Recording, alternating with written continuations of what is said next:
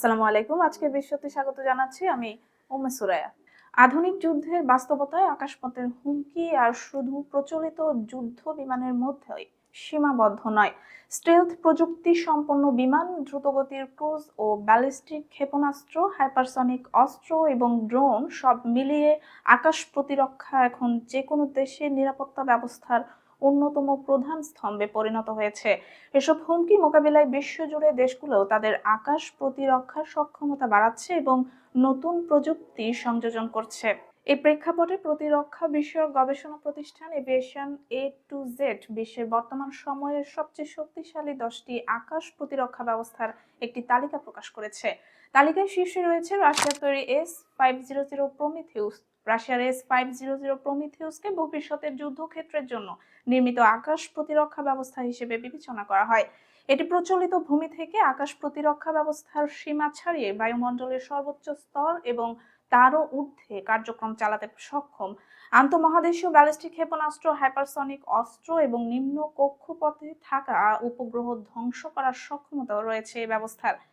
S-500 প্রায় 600 kilometre দূরত্ব এবং 200 কিলোমিটার উচ্চতা পর্যন্ত লক্ষ্য বস্তু প্রতিহত করতে পারে, যা আকাশ ও মহাকাশ প্রতিরক্ষার মধ্যকার সীমারেখাকে অনেকটাই মুছে দেয়।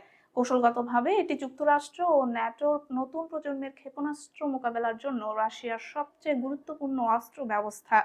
দ্বিতীয় স্থানে রাশিয়ার S-400 বিশ্বের অন্যতম বহুল ব্যবহৃত ও রপ্তানিকৃত আকাশ প্রতিরক্ষা ব্যবস্থা। এটি প্রায় 400 কিলোমিটার দূরত্বের মধ্যে যুদ্ধবিমান, ড্রোন, ক্রুজ ও ব্যালিস্টিক ক্ষেপণাস্ত্র ধ্বংস করতে পারে। ভারত, চীন ও তুরস্কে এই ব্যবস্থা মোতায়েন হওয়ায় আঞ্চলিক নিরাপত্তা সমীকরণে উল্লেখযোগ্য পরিবর্তন এসেছে এবং আন্তর্জাতিক পরিসরে বিতর্ক সৃষ্টি হয়েছে। যুক্তরাষ্ট্রের terminal high altitude area defence বা থার্ড রয়েছে তৃতীয় স্থানে। এটি মূলত ব্যালিস্টিক ক্ষেপণাস্ত্রের উড্ডয়নের শেষ ধাপে সেগুলো প্রতিহত করার জন্য তৈরি। এটি বিস্ফোরক ওয়ারহেডের পরিবর্তে হিট টু কিল প্রযুক্তি ব্যবহার করে, অর্থাৎ কেবল গতিশক্তির মাধ্যমে লক্ষ্যবস্তু ধ্বংস করে। থার্ড প্রায় 150 কিলোমিটার উচ্চতায় কাজ করতে পারে এবং দক্ষিণ কোরিয়া ও উপসাগরীয় অঞ্চলে এটি মোতায়েন রয়েছে। চতুর্থ স্থানে যুক্তরাষ্ট্র ইসরায়েলের ডেভিডস স্লিং। এটি স্বল্প ও দীর্ঘ পাল্লার প্রতিরক্ষা ব্যবস্থার মাঝামাঝি স্তরের একটি ব্যবস্থা। অত্যাধুনিক ক্রুজ ক্ষেপণাস্ত্র, স্বল্প পাল্লার ব্যালিস্টিক ক্ষেপণাস্ত্র এবং উচ্চ সক্ষমতার যুদ্ধ বিমান মোকাবিলার জন্য এটি তৈরি করা হয়েছে। পঞ্চম স্থানে যুক্তরাষ্ট্রের প্যাট্রিয়ট PSC-3, যা প্যাট্রিয়ট প্রতিরক্ষা ব্যবস্থার উন্নত সংস্করণ। এটি ব্যালিস্টিক ক্ষেপণাস্ত্র প্রতিহত করতে বিশেষভাবে কার্যকর এবং হিট টু কিল প্রযুক্তি ব্যবহার করে। থার্ড সহ অন্যান্য ব্যবস্থার সঙ্গে সংযুক্ত হয়ে এটি বহুস্তর প্রতিরক্ষা নেটওয়ার্ক গড়ে তোলে।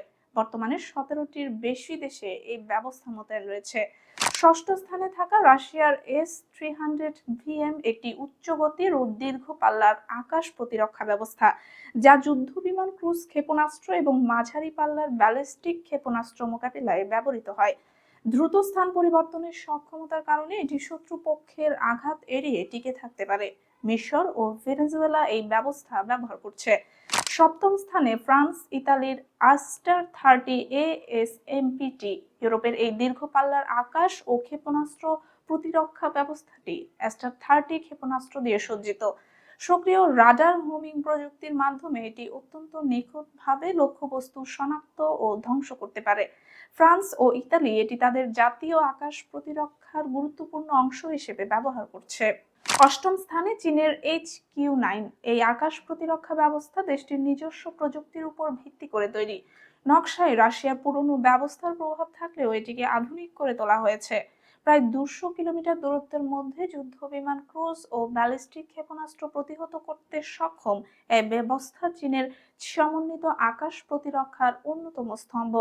নবম স্থানে বারাক 8। ভারত ও ইসরায়েলের যৌথ উদ্যোগে তৈরি বারাক 8 স্থল ও নৌ উভয় ক্ষেত্রেই ব্যবহারের উপযোগী।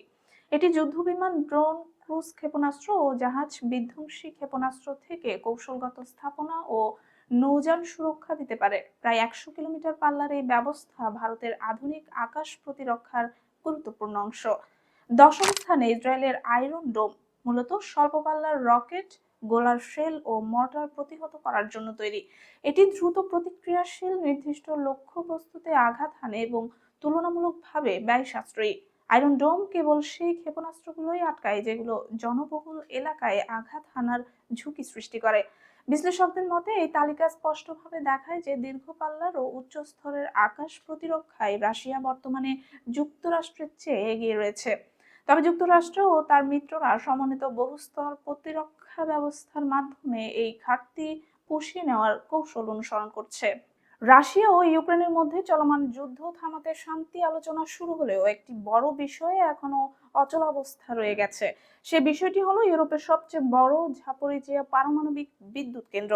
সম্প্রতি যুক্তরাষ্ট্রের ফ্লোরিডায় মার্কিন প্রেসিডেন্ট ডোনাল্ড ট্রাম্পের সঙ্গে ইউক্রেনের প্রেসিডেন্ট ভলোদিমির জেলেনস্কির বৈঠকে 20 দফার একটি শান্তি পরিকল্পনা নিয়ে আলোচনা হয়।